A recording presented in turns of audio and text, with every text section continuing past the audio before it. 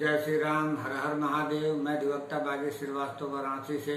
पुनः आप लोग के समक्ष उपस्थित हूँ एक नया वीडियो लेकर। विषय है दंड प्रक्रिया संहिता 1973। दंड प्रक्रिया संहिता से संबंधित लगभग 20 वीडियो हमने अपने YouTube चैनल पर अपलोड कर दिया है। कृपया आप लोग उसको जरूर देखें और उसका लाभ उठाएं। विषय पे आने से पहले मेरा आग्रह है कि अभी तक मेरे इस चैनल को जिन व्यक्तियों द्वारा सब्सक्राइब नहीं किया गया है, कृपया सब्सक्राइब जरूर कर लें। बेल आइकन पर क्लिक कर दें ताकि जब भी मैं कोई वीडियो अपलोड करूं तो इसकी सूचना आपको तुरंत मिल जाए। और वीडियो पसंद आए तो लाइक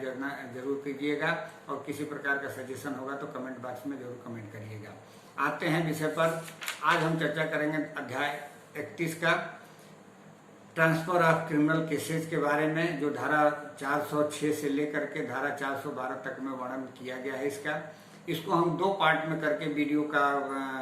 व्याख्या करेंगे, क्योंकि ये बहुत लंबा वीडियो हो जाएगा। धारा 406 से लेकर के धारा 408 तक का एक वीडियो बनाएंगे और धारा 409 से लेकर के धारा 412 तक का एक वीडियो बनाएंगे। चूंकि दोनों में थोड़ा बहुत अंतर है, इसलिए हम दो पार्ट में करके बना रहे हैं। और इसमें एक चीज हमारा देखिए उद्देश्य यही है कि हम आपको उस बिंदु तक ले जाएं जिस बिंदु तक हो सकता है कि आप ध्यान न देते हो या ये इम्पॉर्टेंट है परीक्षा के दृष्टिकोण से, चाहे वो उच्चतर न्यायिक सेवा हो या लोअर डिवीजन हो। दोनों में प्री और मेंस में जो क्वेश्चन बनते हैं उसी के रिवीजन के पर्पज से मैं वीडियो बना रहा हूँ, ताकि आप लोग उसका लाभ उठा सके और आपका आंसर गलत ना हो सके। तो हम जब इस अध्याय को देखते हैं तो इसमें कुछ टर्म्स के प्रयोग किए गए हैं, जैसे रिकॉल शब्द का प्रयोग किया गया है, विड्रॉल का प्रयोग किया गया है, मेक ओवर का प्रयोग किया गया है, या कहीं आप देखेंगे रेफर का प्रयोग किया गया है। तो ये जो प्रोसीजर में जो शब्द होते हैं सबका अर्थ कहीं ना कहीं अलग होता है। जैसे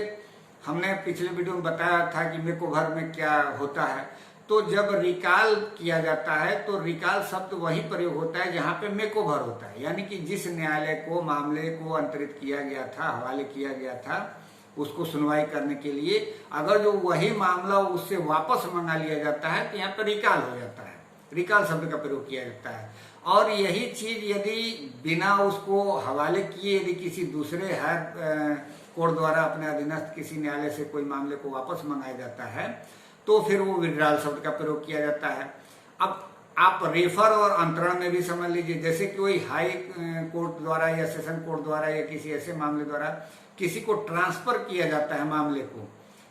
एक जगह सुनवाई हो रही होती है और दूसरी जगह ट्रांसफर किया जाता है, तब वो अंतरण होता है। लेकिन रेफर का मतलब है कि शुरू में ही उसको रेफर कर दिया जाता है कि मामला वहां पे या तो मेकओवर कर दिया जाएगा या रेफर कर दिया जाएगा, दो टर्म्स होते हैं। तो इस चीज को ध्यान में रखते हुए आप इसको बेरक जरूर पढ़िएगा। आते हैं हम धारा 406 का चर्चा करते हैं। तो धारा 406 में हम देखेंगे, चाहे धारा 406 हो, चाहे धारा 407 हो या धारा 408 हो, इन तीनों में एक बात कॉमन है, एंड ऑफ जस्टिस, यानी कि न्याय के उद्देश्यों के लिए आवश्यक यदि हो जाता है कि मामले का अंतरण किया जाना जरूरी है तो उसको उस न्यायालय द्वारा जिसके वो सबऑर्डिनेट न्यायालय है उसका मामले को अंतरण किया जाता है। अब आप लोग कमेंट बॉक्स में जरूर बताइए कि सिविल प्रोसीजर कोड में यह व्यवस्था कहाँ दिया गया है, किस धारा में दिया गया है। पुनः आते हैं हम अपने इस अध्याय पे और धारा पे। तो धारा 406 में ये कहा गया है कि कहीं जब कभी उच्चतम न्यायालय को यह प्रतीत कराया जाता है कि न्याय के उद्देश्यों के लिए समीचीन है कि इस धारा के अधीन आदेश किया जाए, तब वह निर्देश दे सकता है कि कोई विशिष्ट मामला या अपील एक उच्च न्यायालय से दूसरे उच्च न्यायालय को या एक उच्च न्यायालय के अधीनस्थ दंड न्यायालय से दूसरे उच्च न्यायालय के अधीनस्थ समान या वरिष्ठ अधिकारिता वाले दूसरे दंड न्यायालय को अंतरित कर दी जाए। मतलब ये इतनी पावर है सुप्रीम कोर्ट को कि अपने जितने भी भारत के ज्यूरिडिक्शन में जितने भी उच्च न्यायालय हैं किसी के यहाँ भी वो ट्रांसफर उसके सेशन खंड में कर सकता है, बशर्ते कि उस मामले में प्रतीत करा दिया जाए कि एंड ऑफ जस्टिस होना इसमें संभावना है, एंड ऑफ जस्टिस हो सकता है और ये जरूरी हो गया है कि इसका ट्रांसफर किया जाए इस मामले को। अब उपधारा 2 ये कह रहा है कि इसमें किस व्यक्ति के आवेदन पर होगा, तो या तो हितबद्ध पक्षकार उसका आवेदन करेगा ट्रांसफर करने के लिए, या जो है क्या नाम है कि महान्यायवादी आवेदन करेगा। तो इसमें एक बात कहा गया है कि यदि हितबद्ध पक्षकार द्वारा आवेदन किया जाता है तो उसको शपथ पत्र या पत्र ज्ञान द्वारा उस अपने आवेदन को समर्थित करना होगा, यानी कि विथ एफिडेविट या प्रतिज्ञान के साथ अफर्म के साथ जो है उसको आवेदन देना होगा। लेकिन यदि महाधिवक्ता द्वारा या राज्य के महाधिवक्ता द्वारा दिया जा रहा है, महान्यायवादी द्वारा और या राज्य के महाधिवक्ता द्वारा आवेदन दिया जा रहा है, तो उसके लिए केवल समावेदन के माध्यम से ही वो आवेदन दिया जा सकता है। अब उपधारा 3 इसका एक बात कह रहा है जो कि हम लोग देखते होंगे, धारा 437 के उपधारा 4 में भी हमने चर्चा किया था, या धारा 250 में हमने चर्चा किया था, या धारा 358 में हमने चर्चा किया था कि कहीं कोई जो आवेदन इसमें दिया जा रहा है और वो बिना आधार का आवेदन दिया जा रहा है, तो जो व्यक्ति इसका विरोध करता है उस आवेदन का, और उच्चतम न्यायालय को लगता है कि नहीं ये निराधार आवेदन दिया गया है, तुच्छ है, या तंग करने के पर्पज से इसको दिया गया है, तो वह उस व्यक्ति को, जिस व्यक्ति द्वारा विरोध किया गया है, उसको 1000 रुपये से अनधिक जो भी उसमें युक्ति प्रतीत हो उसको प्रतिकर के रूप में, प्रतिकर के तौर पे उसको दिलाया जाएगा, जिस व्यक्ति द्वारा आवेदन किया गया है उसके द्वारा। तो ये धारा 406 है। अब धारा 407 हम लोग देख लेते हैं। धारा 407 को जब हम लोग देखते हैं तो कहीं ना कहीं ये धारा 406 से पावर के मामले में अधिक विस्तृत प्रतीत होता है, क्योंकि वहां केवल इंड ऑफ जस्टिस के ही आधार पर दिया जा सकता है आवेदन सुप्रीम कोर्ट में, लेकिन हाई कोर्ट में इंड ऑफ जस्टिस के अलावा 3 ऐसे और ग्राउंड हैं जिनके आधार पर आवेदन दिया जा सकता है। वो कौन से हैं उसको हम लोग देख देते हैं। तो इसमें कह रहा है कि उपधारा 1 के खंड क में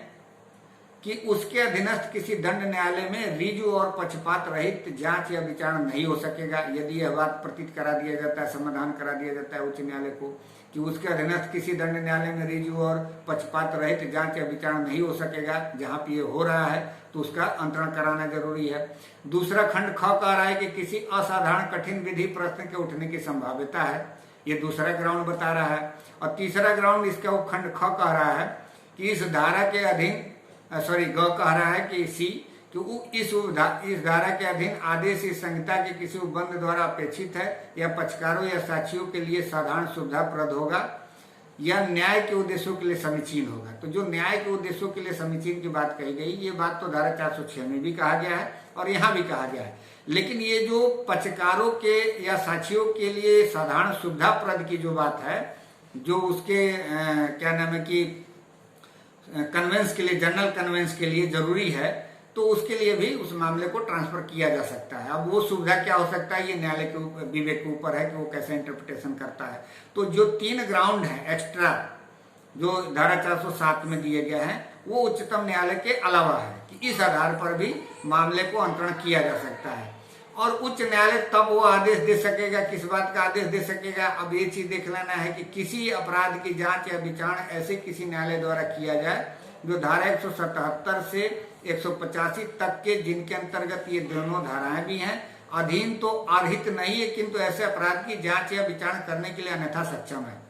यानी कि आप देख लीजिए कि इसमें इतनी पावर दी गई है कि यहाँ जो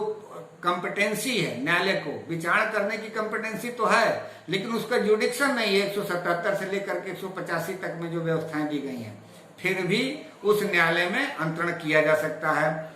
कि उसका ट्रायल और जो है इंक्वायरी किया जाए।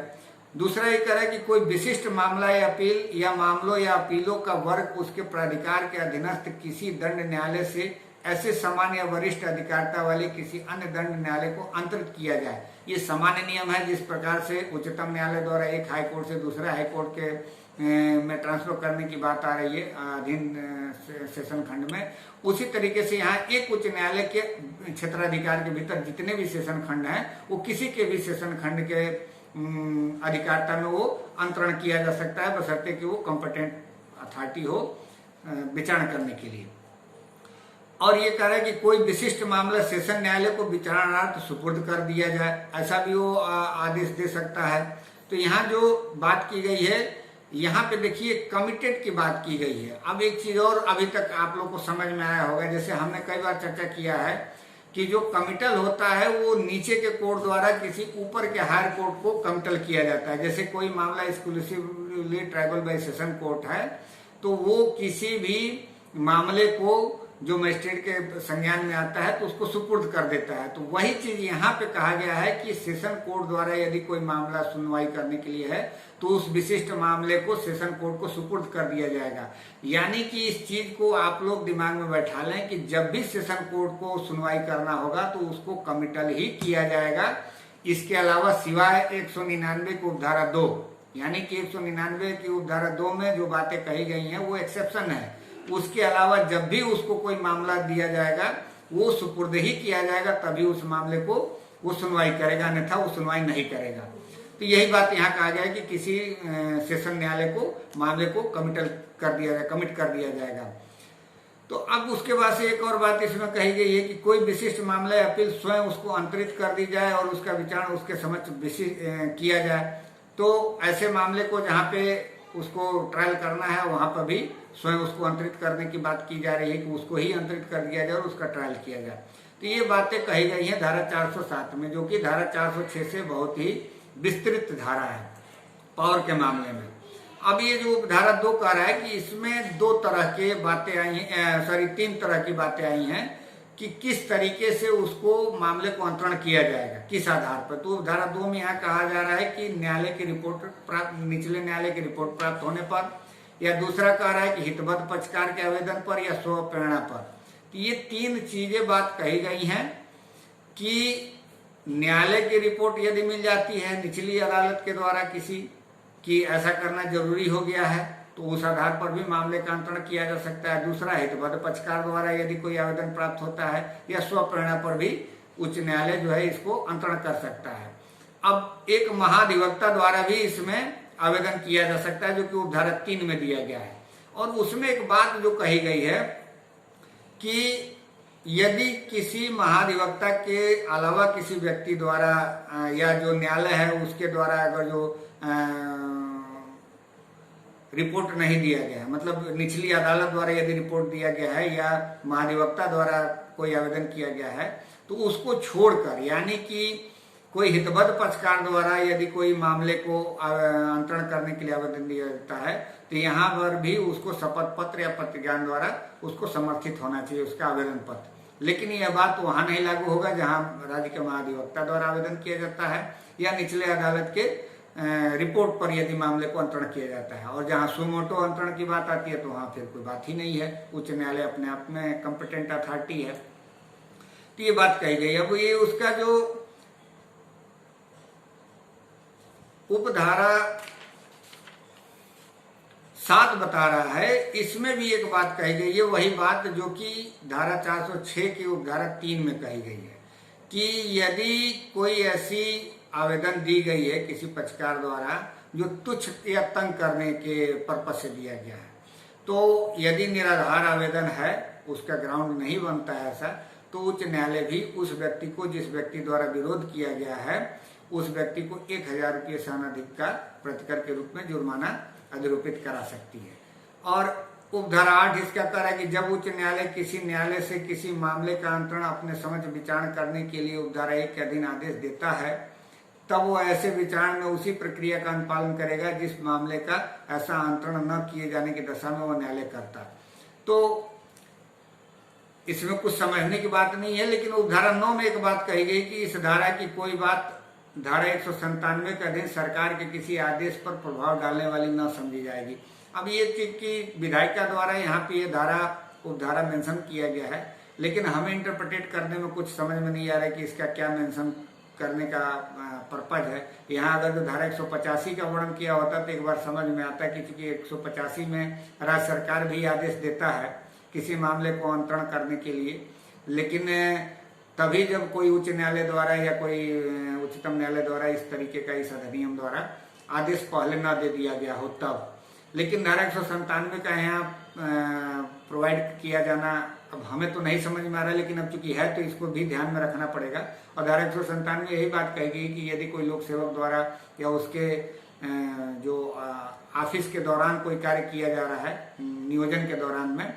और कोई अपराध किया जा रहा है, तो उसके लिए फिर केंद्र सरकार के अधीन है तो केंद्र सरकार के द्वारा, यदि राज्य सरकार के अधीन है तो राज्य सरकार की पूर्व मंजूरी से ही उसके ऊपर अभियोजन चलाया जा सकता है। तो अब उसमें आदेश की बात है, यहाँ जो भी है उसका अर्थ आप लोग लगा सकते हैं। आते हम धारा 408 पे, इसमें मामले और अपीलों को अंतरित करने की सेशन न्यायालय की शक्ति की बात की गई है। तो इसमें बात कहा गया है कि जब कभी सेशन न्यायाधीश को प्रतीत कराया जाता है कि न्याय के उद्देश्यों के लिए समीचीन है, यहाँ पे भी एंड ऑफ जस्टिस की बात कही गई है कि एंड ऑफ जस्टिस के लिए आवश्यक है कि इस उपधारा के अधीन आदेश दिया जाए, तो वो आदेश दे सकता है कि कोई विशिष्ट मामला उसके सेशन खंड में एक दंड न्यायालय से दूसरे दंड न्यायालय को अंतरित कर दिया जाए। यानी कि इसकी जो पावर है वो सिर्फ अपने ही क्षेत्र में ही, चाहे वो जितने सीजीएम हो, एसीजीएम हो या अपर जिला जज हो, चाहे सहायक जिला जज हो, तो उनके यहाँ जो है मामले को अंतरित किया जा सकता है। अब इसमें उपधारा 2 करे कि सेशन न्यायाधीश निचले न्यायालय की रिपोर्ट पर या किसी हितबद्ध पक्षकार के आवेदन पर या स्वप्रेरणा पर कार्रवाई कर सकता है। यहाँ पर जो आधार दिया गया है वो 3 लोगों की बात कही गई है, या तो निचले न्यायालय की रिपोर्ट पर वो मामले को अंतरण कर सकता है, या किसी हितबद्ध पक्षकार के मामले में कर सकता है, या स्वप्रेरणा से कार्रवाई कर सकता है। और इसका उपधारा 3 कह रहा है कि ये जो धारा 407 की उपधारा 3, 4, 5, 6, 7 और 9 जहां तक लागू उसमें है वो सेम जो है यहाँ भी लागू होगा, सिवाय जो प्रतिकर की बात वहाँ 1000 की बात है, वहाँ यहाँ पर 250 रुपये शब्द माना जाएगा। यानी कि यहाँ पर भी यदि कोई तुच्छ या तंग करने के पर्पज से कोई आवेदन दिया गया है तो उसमें 250 रुपये तक का प्रतिकर अधिरोपित किया जा सकता है उस व्यक्ति के फेवर में जिस व्यक्ति ने इस आवेदन का विरोध किया है। और इसमें भी वही बात है कि यदि महाधिवक्ता द्वारा, अब चूंकि महाधिवक्ता शब्द तो प्रयोग नहीं किया गया है, लेकिन यहाँ पर अब यह माना जाएगा कि किसी हितबद्ध पक्षकार द्वारा आवेदन किया जा रहा है तो एफिडेविट के या जो है प्रतिज्ञान के साथ समर्थित होना चाहिए। क्योंकि यहाँ पे वही बात कह रहा है कि धारा 407 की उपधारा 3, 4, 5, 6, 7 या 9 के उपबंध इस धारा की उपधारा 1 के अधीन आदेश के लिए सेशन न्यायाधीश को आवेदन के संबंध में वैसे ही लागू होंगे जैसे वे धारा 407 की उपधारा 1 के अधीन आदेश के लिए उच्च न्यायालय को आवेदन के संबंध में लागू होते हैं। तो इसका कहने का तात्पर्य यही है यहाँ पे कि वहाँ जो जो प्रक्रियाएं अपनाई जाती हैं वो सारी प्रक्रियाएं यहाँ भी अपनाई जा सकती हैं। बस यही अंतर है कि यहाँ पे कोई महाधिवक्ता की बात नहीं कही गई है, यानी कि हितबद्ध पक्षकार द्वारा यदि आवेदन दिया जाता है तो उसको एफिडेविट या प्रतिज्ञान के साथ समर्थित होना चाहिए आवेदन। बाकी के लिए निचले अदालत की रिपोर्ट पर यदि कोई आवेदन दिया जाता है या सोमोटो पे कोई कार्रवाई की जाती है तो उसके लिए कोई जरूरत नहीं है। तो हम लोगों ने देखा धारा 406, धारा 407 और धारा 408 में कि क्या व्यवस्था है एक मामले को अंतरण करने के लिए। अगले वीडियो में हम लोग धारा 409 से लेकर के 412 तक में व्यवस्थाएं देखेंगे कि क्या व्यवस्था दी गई है। और आप लोग जरूर पढ़िएगा, जो हमने टर्म समझाया है उसको आशा है कि आप लोग को समझ में जरूर आया होगा। मिलते हैं अगले वीडियो में, तब तक के लिए इजाजत दीजिए।